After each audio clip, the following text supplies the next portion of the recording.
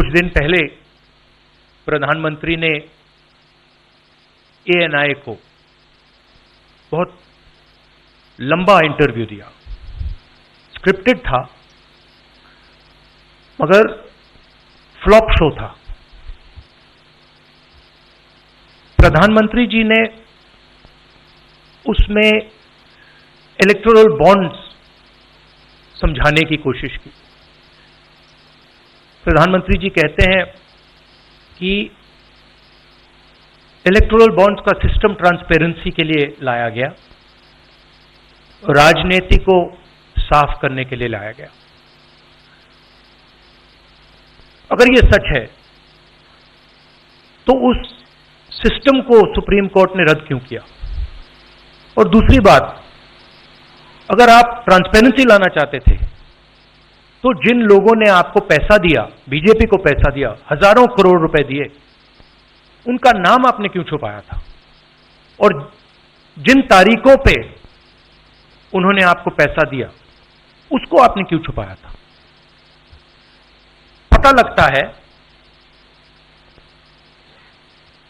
हजारों करोड़ रुपए का कॉन्ट्रैक्ट किसी कंपनी को मिलता है, उसके एकदम बाद वो कंपनी बीजेपी को पैसा देती है।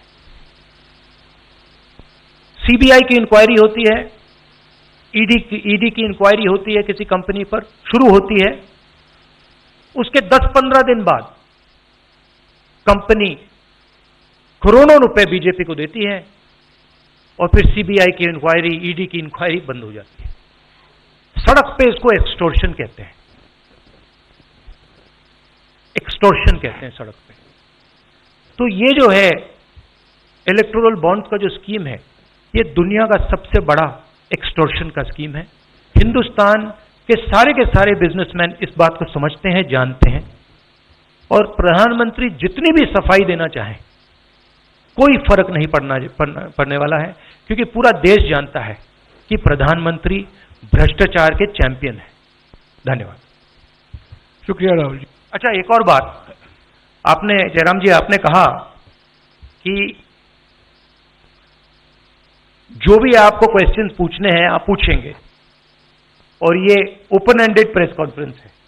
बट इसमें एक और बात, मुझे पहले ही 2-3 बीजेपी वाले क्वेश्चंस पता लग जाते हैं, तो वो तो गारंटी पूछे जाएंगे, तो उनके लिए मैं तैयार हूं। आजकल गारंटी का जमाना है राहुल जी। पहला सवाल महिकार सिंह जी, हिंदुस्तान हिंदी डेली से। माइक दीजिएगा।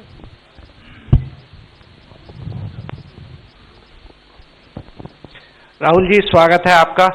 दोनों नेताओं, जबकि आज प्रचार का पहला चरण समाप्त होने वाला है, आपने मेरे मित्रों को थोड़ा सा कसरत करा दी, वो दिल्ली से यहाँ आए हैं। आपने गाजियाबाद में ही क्यों पीसी की? यूपी और दिल्ली छोड़ के गाजियाबाद में पीसी हो रही है। दूसरा सवाल ये है राहुल जी से कि लोग तो गुजरात छोड़कर पीएम बनने के लिए बनारस आते हैं, आप बाय नाइट चले गए, तो क्या अमेठी या रायबरेली से आप लड़ेंगे? ये बीजेपी वाला क्वेश्चन है, ये पत्रकार का सवाल। पहले ही opening ball BJP question. Very good, शाबाश। देखिए, अमेठी की बात कांग्रेस का डिसीजन है, जो भी मुझे ऑर्डर मिलेगा मैं वो करूंगा। सीईसी मीटिंग, हमारी पार्टी में सीईसी मीटिंग्स में ये डिसीजन लिए जाते हैं। बट पहला बीजेपी का question, good question, thank you. Amar Ujala से निशा, आप थोड़ा शांत हो जाइए यहाँ प्लीज। बहुत बहुत स्वागत है। मेरा सवाल आपसे ये है कि यूपी में न केवल यूपी में बल्कि पूरे देश में इस बार कांग्रेस ने अपने बहुत कम प्रत्याशी 268 अभी तक सामने आए हैं, और यूपी में तो 80 सीटों के मुकाबले केवल 17 सीट हैं। ऐसा क्यों? क्या ऐसा मान के चल रही है कांग्रेस की आप कमजोर चल रहे हैं, या यूपी में कमजोर है कांग्रेस इसलिए सपा या आपके गठबंधन बाकी सहयोगी पार्टी सीट नहीं देना चाह रही है?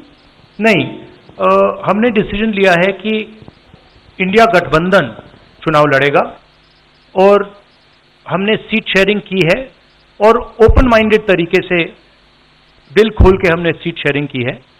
हम चाहते हैं कि थोड़ी सी हम फ्लेक्सिबिलिटी दिखाएं और ओपन माइंडेड तरीके से हम चुनाव लड़ें। इसीलिए हमने स्पेस हम अपने पार्टनर्स को दी है, पर इसका कोई कमजोरी का मतलब नहीं है। पीटीआई से अनवर। राहुल जी, मेरा सवाल आपसे है कि पिछले बार जो आप दोनों लोगों का गठबंधन था वो सफल नहीं हो सका उत्तर प्रदेश में। एक बार फिर आप लोग साथ आए हैं और प्रधानमंत्री ने पिछले दिनों कहा कि ये दो लड़कों की फ्लॉप फिल्म है जो इस बार भी फ्लॉप होगी। तो आगे आप क्या उम्मीद कर रहे हैं इस गठबंधन से? उत्तर प्रदेश में कितनी सफलता मिलेगी और कितनी सीटों की उम्मीद है इस बार आप लोगों को? देखिए, मैं सीट्स का प्रेडिक्शन तो नहीं करता हूं, जनरल बात कह सकता हूं कि बीजेपी को मुझे लग रहा था 15-20 दिन पहले कि 180 से 180 तक जाएंगे, अब मुझे लग रहा है 150 तक जाएंगे। हर स्टेट में हमें रिपोर्ट मिल रही है कि हमारा चुनाव इंप्रूव कर रहा है और अंडर करंट है। जहां तक गठबंधन की बात है, यूपी गठबंधन की बात है, बड़ा पावरफुल गठबंधन है और बहुत अच्छा परफॉर्मेंस होगा हमारा उत्तर प्रदेश में। दैनिक जागरण से आदित्य त्रिपाठी। आप दोनों का बहुत बहुत स्वागत है। मेरा प्रश्न यह है कि उत्तर प्रदेश में एनडीए गठबंधन रोकने के लिए आपकी क्या रणनीति है? सॉरी, क्या? उत्तर प्रदेश में एनडीए गठबंधन को रोकने के लिए आपकी क्या रणनीति आप दोनों लोगों की? उत्तर प्रदेश में नेशनल लेवल पे मैं आपको हमारा फाउंडेशन बता देता हूं और वही आइडियाज हम उत्तर प्रदेश में भी चलाएंगे। देखिए, पिछले 10 सालों में नरेंद्र मोदी जी ने नोटबंदी करके, गलत जीएसटी लागू करके, और जो बड़े बड़े अरबपति हैं, अदानी जी हैं, उनका पूरा सपोर्ट करके जो रोजगार पैदा करने का सिस्टम था उसको उन्होंने कंप्लीटली खत्म कर दिया है। तो सबसे पहला काम जो रोजगार हिंदुस्तान के युवाओं को मिलना चाहिए उसको एक बार फिर स्ट्रेंथन करने का है। उसके लिए हमने अपने मैनिफेस्टो में 2-3 आइडियाज दिए हैं। एक आइडिया रेवोल्यूशनरी आइडिया है, राइट टू अप्रेंटिसशिप। तो जो अमीर घर के बच्चे होते हैं वो अप्रेंटिसशिप करते हैं, ट्रेनिंग मिलती है, पेड ट्रेनिंग होती है। तो हमने डिसाइड किया है कि हिंदुस्तान के उत्तर प्रदेश के सब ग्रेजुएट्स को, डिप्लोमा होल्डर्स को हम अप्रेंटिसशिप का अधिकार देंगे। जो भी अप्रेंटिसशिप करना चाहेगा उसको प्राइवेट सेक्टर में, पब्लिक सेक्टर में, सरकार में अधिकार मिलेगा, अप्रेंटिसशिप का अधिकार मिलेगा, ट्रेनिंग होगी और 1 लाख रुपए साल का, 8,500 रुपए महीने का उस युवा के बैंक अकाउंट में हम डालेंगे। और ये करोड़ों युवाओं के लिए हम अधिकार दे रहे हैं। इससे एक ट्रेन्ड मैन पावर तैयार होगा, प्राइवेट कंपनीज को भी इसका फायदा होगा, सरकार को भी इसका फायदा होगा, और एक प्रकार से युवाओं के लिए ये एक जॉब मार्केट में एंट्री का सिस्टम हो जाएगा। दूसरी चीज, 30 लाख सरकारी रोजगार हैं जो नरेंद्र मोदी भर नहीं रहे हैं, वो वैकेंसीज हम युवाओं को देने जा रहे हैं। पेपर लीक की बात हुई है, उसके लिए हम कानून बनाएंगे, उसको हम खत्म कर देंगे। तो ये बात हुई युवाओं की। एक और हमारा आइडिया, क्रांतिकारी आइडिया, और ये उत्तर प्रदेश की महिलाओं को बहुत फायदा मिलेगा इससे। हर गरीब परिवार की हम लिस्ट बनाएंगे और हर गरीब परिवार में से हम एक महिला को चुनेंगे और उसके बैंक अकाउंट में महीने के 8,500 रुपए, साल के 1 लाख रुपए सरकार हर महीने बैंक अकाउंट में डालने जा रही है। किसानों की बात, किसान सिर्फ 2 चीजें मांग रहा है। नरेंद्र मोदी से 10 साल मांगा, हमें सही दाम दिलवा दीजिए, और जैसे आपने 16 लाख करोड़ रुपए, मतलब 24 साल का मनरेगा आपने अदानी जैसे लोगों का माफ किया, वैसा ही आप हमारा भी माफ कर दीजिए। और नरेंद्र मोदी मना करते हैं, उन पर फायरिंग करवा देते हैं, उनको डरा देते हैं। तो हमने लीगल एमएसपी का निर्णय ले लिया है। हिंदुस्तान में पहली बार लीगली गारंटीड एमएसपी होगी, और हम उनका, किसानों का कर्जा माफ करने जा रहे हैं। यही मेन मुद्दे हैं चुनाव में। बीजेपी का मैनिफेस्टो देखेंगे तो उसमें आपको उसका जो फाउंडेशन है, 2 चीजें हैं। एक कि वो शायद 10-15 साल बाद ओलंपिक गेम्स इंडिया लाएंगे, और दूसरा 1 या 2 व्यक्तियों को वो चांद पे पहुंचा देंगे। तो ये बेसिकली चुनाव चल रहा है। शुक्रिया राहुल जी। अगले 3-4 सवाल आप कृपया अखिलेश जी से पूछेगा। एएनआई से शालिनी।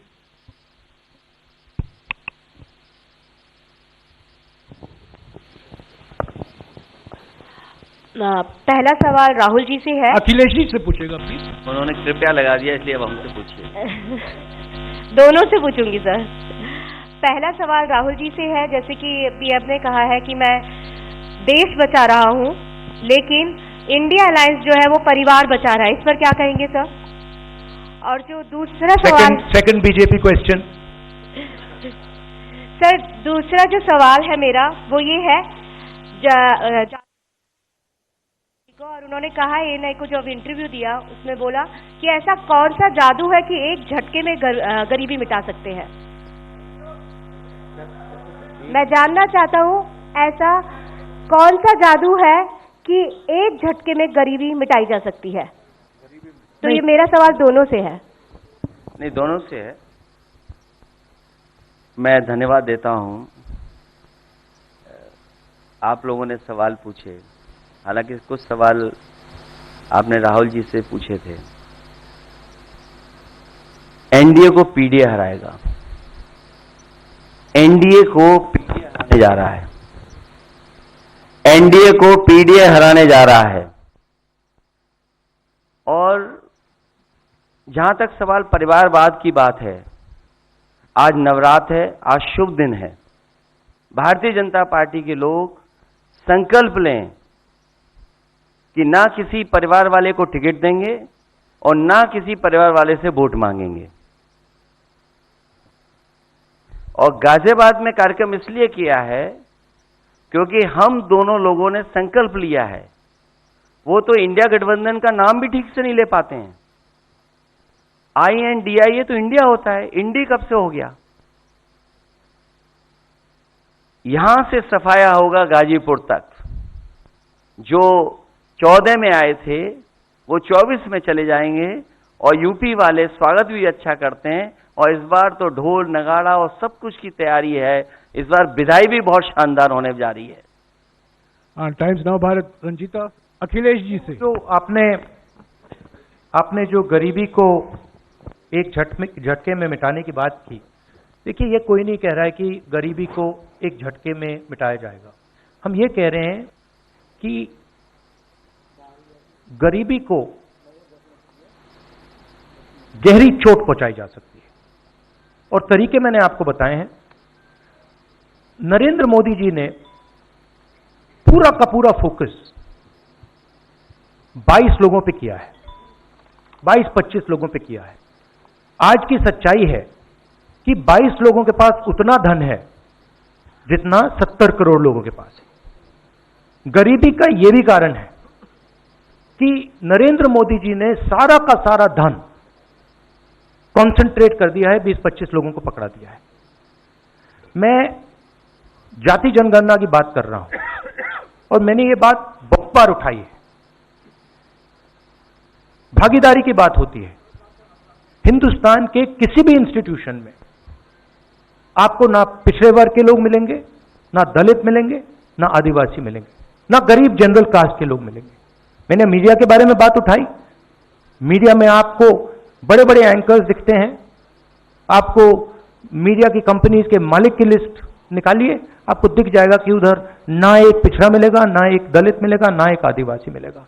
तो हम क्रांतिकारी काम करने जा रहे हैं। जाति जनगणना, महिलाओं को, एक गरीब महिलाओं को 1 लाख रुपए, युवाओं को अप्रेंटिसशिप का कानून, अप्रेंटिसशिप का अधिकार, उनके बैंक अकाउंट में 1 लाख रुपए, किसानों को एमएसपी। तो ये सब गरीबों को पैसे देने के तरीके हैं। नरेंद्र मोदी जी ने पिछले 10 साल में गरीबों को कुछ नहीं दिया, तो ये हम करने जा रहे हैं। हाँ रंजीता, अखिलेश जी से। हाँ, अखिलेश जी से ही सवाल है। राहुल जी ने अभी जितनी भी चीजें कही, अखिलेश जी से नहीं, मैं सवाल पहले जितनी भी चीजें कही वो तमाम चीजें कांग्रेस के घोषणा पत्र में है। क्या इंडिया गठबंधन का अपना कोई साझा जो है वो मैनिफेस्टो होगा? अखिलेश जी, क्या जो राहुल जी कह रहे हैं क्या वही तमाम चीजें सपा की भी है, या सपा कुछ अलग भी घोषणाएं कर रही है चुनाव में?